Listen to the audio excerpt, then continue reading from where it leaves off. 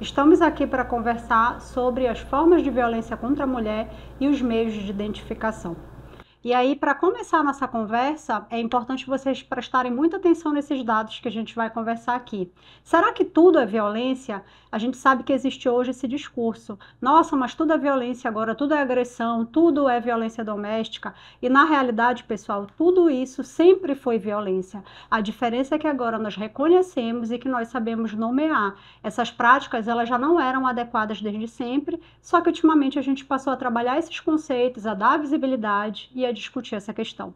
O que a gente precisa primeiro ter em mente é que esses dados que a gente vai trazer aqui são subnotificados. O que isso significa? Esses não são os dados reais de violência contra a mulher do nosso país, porque a maioria das mulheres, na realidade, não denuncia a violência sofrida. Então, apesar da gente ter dados alarmantes que estão apresentados para vocês aí na tela, ainda não são os verdadeiros dados de violência. Eles são os números, na realidade, são muito maiores. Quando nós falamos, por exemplo, de violência psicológica, nós temos cerca de 291.098 mulheres que foram vítimas de ameaça no ano de 2023. Esse dado é do Mapa Nacional da Violência de Gênero, que é uma pesquisa muito importante divulgada pelo Datasenado recentemente, que traz dados oficiais do SUS, do Ministério de Segurança Pública e do CNJ, além da Pesquisa Nacional de Violência Doméstica, que é a maior pesquisa dessa natureza do país e a mais longa, já que ela está sendo feita desde 2005. Então, nós temos uma ampla pesquisa divulgada recentemente que traz esses dados alarmantes. Outro dado importante que aparece aqui, que 148.923 mulheres foram vítimas de lesão corporal no ano de... Nós temos 8.294 registros de violência sexual no ano de 2023. E em 2022 a gente tem um dado muito grave. 12.423 mulheres foram vítimas de violência sexual. Esse foi o maior número da história desde quando o Mapa Nacional da Violência de Gênero começou a apurar esses dados oficiais. Então, tivemos o recorde histórico de estupros no ano de 2022 no nosso país. E é isso que a gente precisa para começar essa conversa sobre formas de violência contra a mulher, para que a gente entenda que a gente não está falando de uma invenção, de uma criação, de um mito, mas de uma realidade que infelizmente assola as meninas e mulheres brasileiras. E aí a gente vai começar essa conversa falando sobre violência doméstica. E por que violência doméstica? Já que nós estamos falando de casas noturnas, de bares, de restaurantes. Porque também tem índices gravíssimos no nosso país e essa violência pode ocorrer num ambiente desse, entre uma pessoa, um casal, né, uma mulher e um homem que já mantém ali um relacionamento. Né? E aí a gente, primeiro de tudo, precisa saber que a violência doméstica trazida na Lei Maria da Penha não constitui crimes. Nós não temos crimes de violência doméstica, ao contrário do que muita gente pensa. Nós temos 5 formas de violência doméstica, e aí essas atitudes vão ser enquadradas na Lei Penal Brasileira como crime ou contravenção penal, a depender do caso.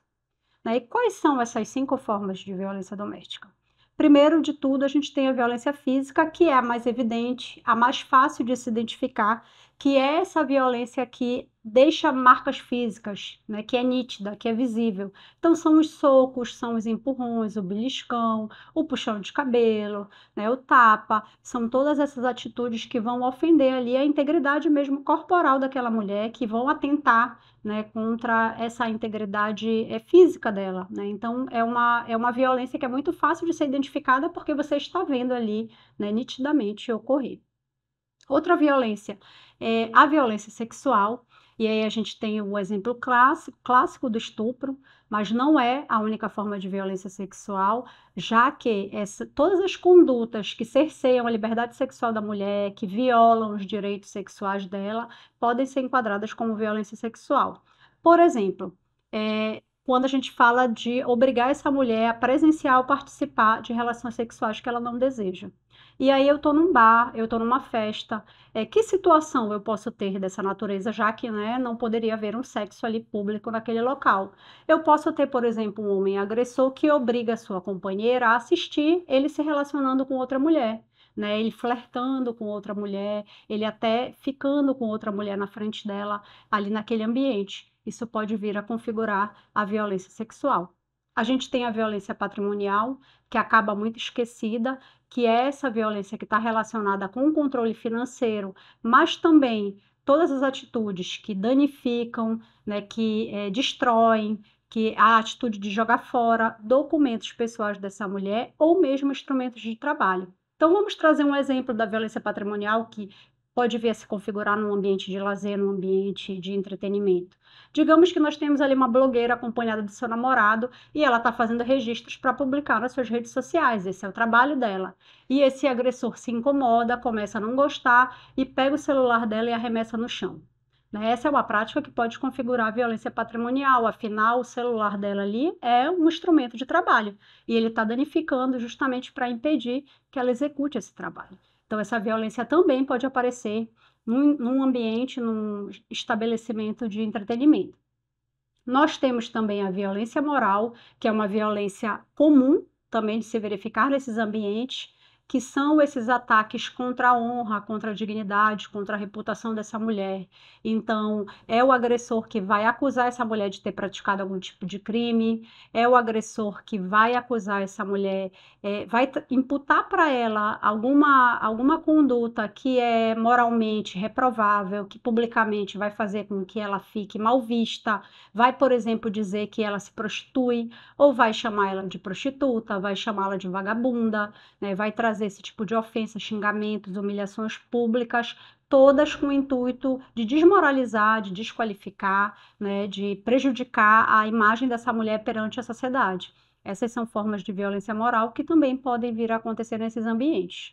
E por último, mas não menos importante, a violência psicológica, né? Que são esses atos aí que prejudicam a autoestima, o bem-estar, o desenvolvimento mental dessa mulher. Então, todas essas atitudes de humilhações, de xingamentos, essas atitudes de perturbação psicológica, de impedir a mulher de ir e vir, elas configuram violência psicológica. Um exemplo que a gente pode dar, nós estamos numa festa, né, e aí ele tem um casal naquele ambiente, né, na festa, se divertindo, e esse homem começa a se incomodar com a forma como a mulher dele está dançando, né, como a companheira dele está dançando. Então, ele começa a obrigá-la a ir embora, né, obriga ela a sair ali daquele ambiente, faz uma chantagem, diz que se eles não forem embora, ele não vai continuar o relacionamento. A gente está diante aí de um episódio de violência psicológica. E como a gente viu nos dados, a violência psicológica aparece muito forte também nas estatísticas, e ela é a mais subnotificada no nosso país.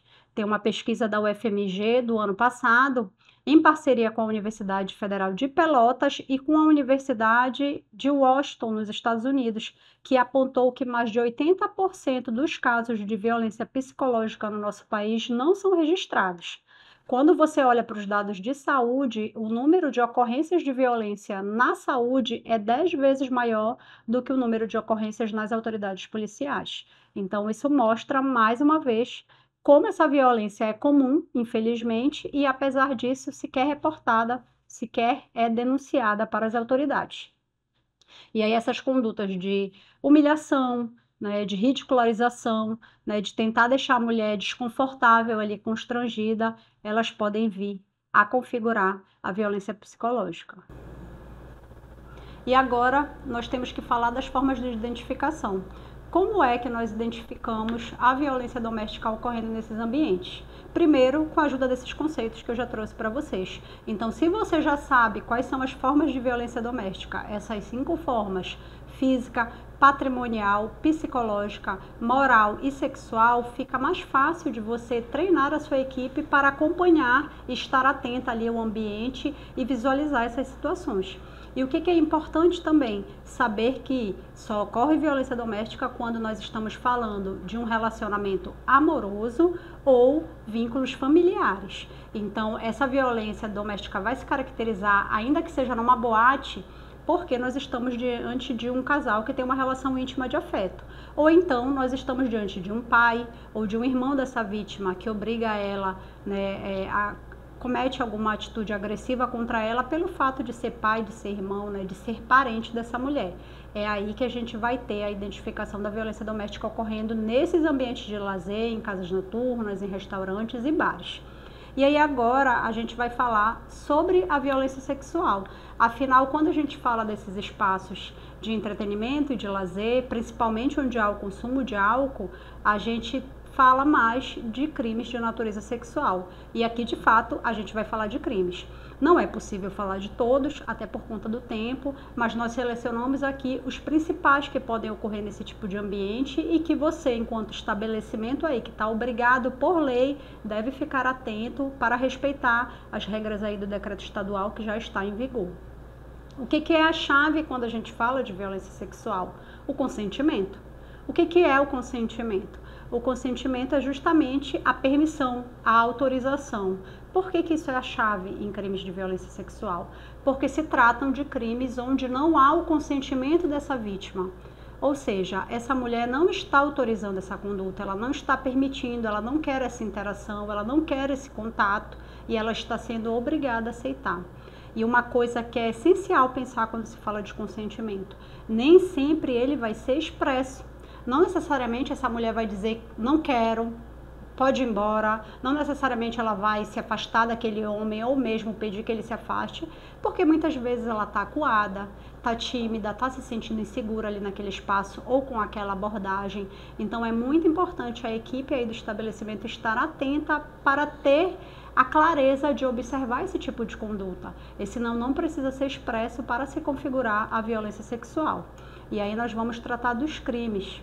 E nós temos que reiterar os dados, né, que eu já apresentei sobre isso, porque segundo o Fórum Brasileiro de Segurança Pública, que compila aí os dados oficiais de todas as secretarias estaduais de segurança pública, no ano de 2023 nós tivemos 18.110 estupros no nosso país.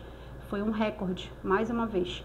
Muito triste um dado desse, muito preocupante e que mostra como todo mundo, a sociedade e esses estabelecimentos que estão obrigados pelo decreto estadual observem e tenham atenção para que isso não se repita dentro desses espaços. E aí a gente tem o primeiro crime, que é o estupro. E o que é o estupro? O estupro tem a ver com obrigar essa mulher, por meio de violência ou grave ameaça, a ter conjunção carnal ou um ato libidinoso, né, contra ela sem sua permissão.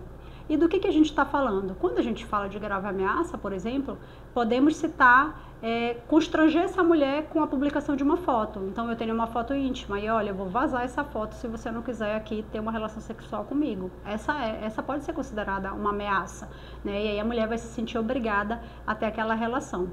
Quando a gente fala de conjunção carnal, nós estamos falando do sexo propriamente dito, né? Dessa tentativa do sexo, da penetração vaginal ou anal. E quando a gente fala de ato libidinoso, estamos falando daquelas atitudes que têm o objetivo de satisfazer um desejo sexual. Então, nós estamos falando de apalpar, de beijar à força, de se masturbar na frente daquela mulher, de ejacular naquela mulher, como infelizmente temos muitos casos aqui no nosso país. E aí, todos esses elementos vão configurar aí um crime de estupro. E aí a gente tem o estupro coletivo e corretivo. O estupro coletivo, como o nome já diz, é um estupro praticado por várias pessoas, então são vários os agressores. Quando a gente fala de um ambiente onde tem um consumo de álcool excessivo, como é o caso de casas noturnas, casas de shows, né, bares, boates, o risco do estupro coletivo é muito grande, porque essa vítima muitas vezes está ali sob o efeito de álcool, não tem capacidade de consentir, né, não tem condições de se defender e pode acabar sendo vítima aí de uma agressão em grupo. Certo.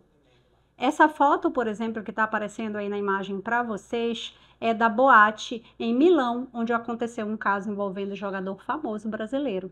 Não é o caso que recentemente o atleta foi condenado e está preso na Espanha. É o caso de um outro jogador que se envolveu e foi condenado por estupro coletivo lá em Milão.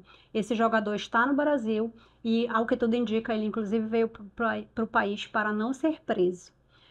A foto da boate onde aconteceu o crime e aí há diversas provas e por isso ele foi condenado lá pela justiça italiana. E aí a gente tem o estupro corretivo. O que é o estupro corretivo? É o estupro praticado com uma intenção de, em tese, corrigir uma coisa que estaria errada. O que seria isso? A sexualidade dessa pessoa. Então, é o estupro que é praticado, por exemplo, contra mulheres lésbicas numa tentativa de fazer com que elas sejam heterossexuais e não se relacionem sexualmente com outras mulheres. E também temos o estupro de vulnerável, que são as mesmas características do estupro, porém contra menores de 14 anos, que é importante saber que vai ter uma pena ainda maior, já que a gente está falando de uma pessoa que, por lei, não pode consentir. Então, ainda que exista essa ideia de, ela queria ter essa relação, pessoas menores de 14 anos, por lei, não podem consentir a prática sexual. Então, independentemente da vontade dessa menina, vai se caracterizar aí um crime de estupro de vulnerável. Outros crimes importantes da gente abordar são a violência sexual mediante fraude, que tem os mesmos elementos aí do estupro, que são a conjunção carnal e o ato libidinoso, porém mediante fraude, né? Mediante a utilização de alguma enganação ali para dificultar esse consentimento da vítima. A gente tem um caso muito famoso no país que é do João de Deus, né? Aquele líder espírita muito conhecido que descobriu que por décadas abusou de mulheres utilizando dessa ideia de fé, dessa ideia de que fazia parte do tratamento espiritual. Gabriele, o que isso tem a ver com uma casa noturna, com um bar? A gente pode ter uma situação onde uma mulher sob o efeito de álcool é levada a engano para manter relações sexuais ou ter um ato libidinoso de uma pessoa que ela não desejava.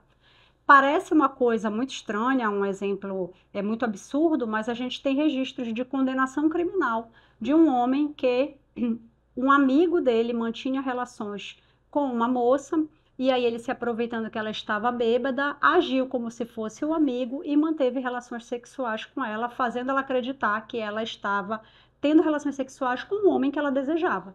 E aí ele foi condenado pelo crime de violação sexual mediante fraude. Então é uma coisa que pode vir a ocorrer também num ambiente desse. E aí a gente tem a situação de importunação sexual e assédio sexual. Isso aqui é muito importante, pessoal, prestem muita atenção. Por quê? Porque há muita confusão sobre esses conceitos e esses crimes e acaba-se, por engano, atribuindo muito-se a ocorrência de crimes de assédio sexual em bares, em casas noturnas, quando na maioria dos casos nós estamos falando de importunação sexual. Por quê? O assédio sexual, pessoal, ele exige hierarquia. Ele exige que haja uma relação de poder ali em que esse superior hierárquico se prevalece dessa condição para abusar dessa mulher, para assediá-la sexualmente, para obrigá-la a fazer favores sexuais para ele. Então, nós estamos falando basicamente das relações de trabalho. O assédio sexual também pode ocorrer nas relações entre professor e aluna. Então, o assédio sexual não é o que tende a ocorrer em casas noturnas, em casas de entretenimento e de show e de lazer. Por quê? Porque, em geral, nós estamos falando ali de pessoas que não têm qualquer hierarquia entre elas. A mulher e o homem ali estão na mesma situação, na mesma condição. Pode ocorrer um caso de assédio sexual num bar? Pode, mas aí ele vai envolver os funcionários daquele estabelecimento. Ele vai envolver, por exemplo, um chefe que obriga a funcionária a sair com ele para que ela não seja demitida. Aí a gente está diante de um caso de assédio sexual. Já a importunação sexual é esse ato libidinoso, que são esses atos com fim sexual, com fim de satisfazer uma vontade sexual, novamente, sem a anuência da vítima, sem o consentimento, sem que essa vítima permita.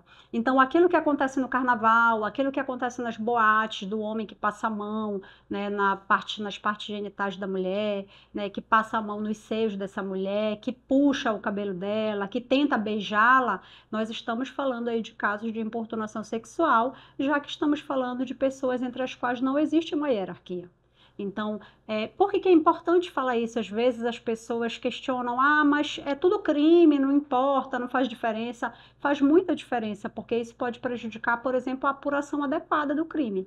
Então, se eu estou dentro de uma boate e um desconhecido tenta me beijar à força, eu estou diante de uma situação de importunação sexual, cujo tratamento pelo Código Penal vai ser diferente do crime de assédio. Então, a gente precisa aí observar essas diferenças. E aí também na imagem, para trazer um exemplo vivo para vocês, né? Um exemplo que ocorreu e que a maioria do Brasil acompanhou, que foi envolvendo o programa de TV Big Brother Brasil, né? No qual 2 participantes foram expulsos, acusados de importunação sexual contra uma convidada estrangeira.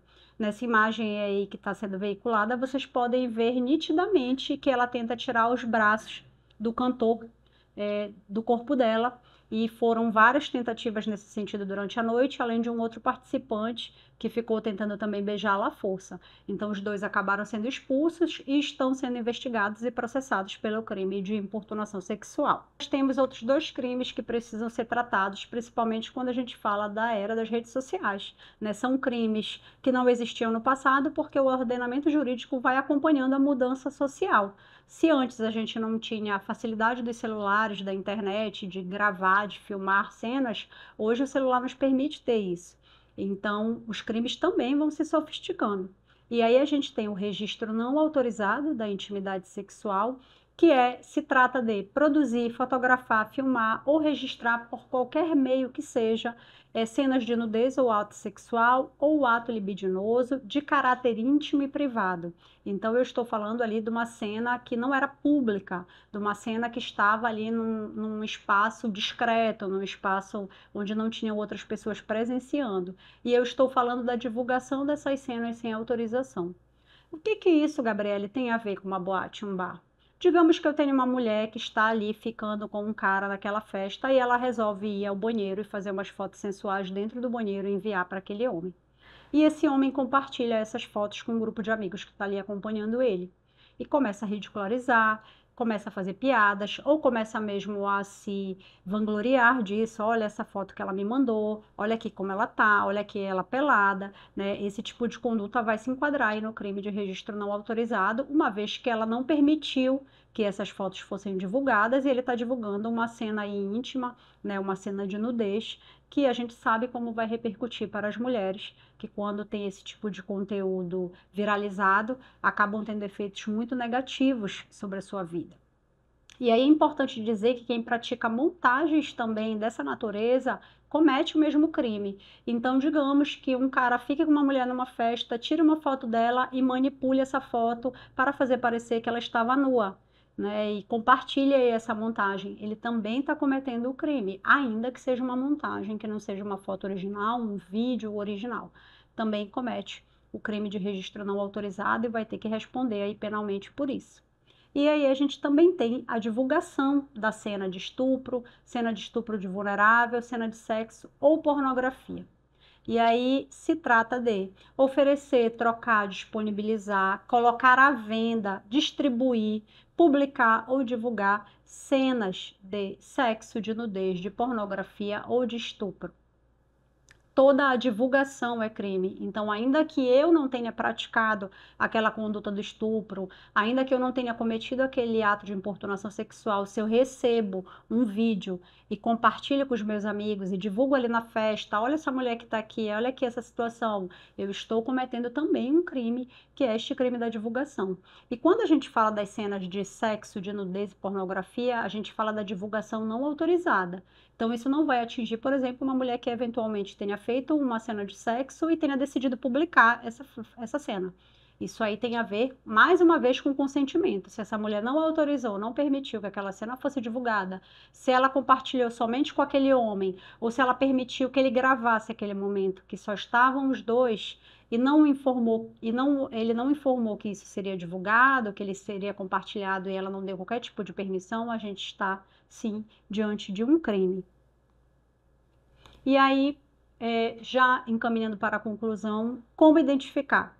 Mais uma vez, a gente precisa falar dos conceitos, né? Esses crimes todos que eu trouxe para vocês vão ajudar vocês a identificar naquele ambiente a ocorrência, né, de algum tipo de abuso, de algum tipo de conduta que é considerada crime pelo Código Penal ou outras leis penais brasileiras, mas também com atenção a esse espaço. Porque, como eu disse, a chave é o consentimento. Se a equipe não estiver bem treinada e se atentar a esses detalhes, que muitas vezes esse consentimento da mulher não vai aparecer de forma tão expressa, que ela não vai conseguir dizer não, que ela não vai conseguir empurrar esse homem, né, afastá-lo de si, ela pode ficar acuada, ela pode estar se sentindo insegura, ela pode estar se sentindo muito vulnerável ali com aquela abordagem e não se sentir apta a dizer não. A equipe tem que estar apta para identificar que ela está desconfortável, que ela está se sentindo insegura, que ela está se sentindo intimidada, que ela não deseja aquele contato, aquela aproximação, aquela interação,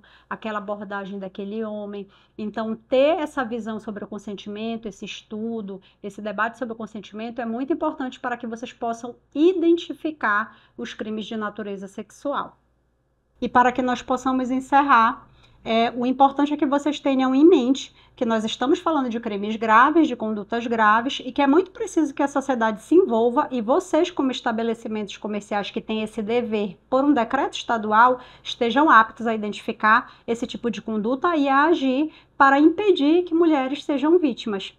A gente precisa pensar numa sociedade onde as mulheres possam sair para se divertir efetivamente, né, para aproveitar ali aquele espaço e não serem alvos de violência. E aqui ficam alguns contatos, caso vocês queiram saber mais sobre esses temas.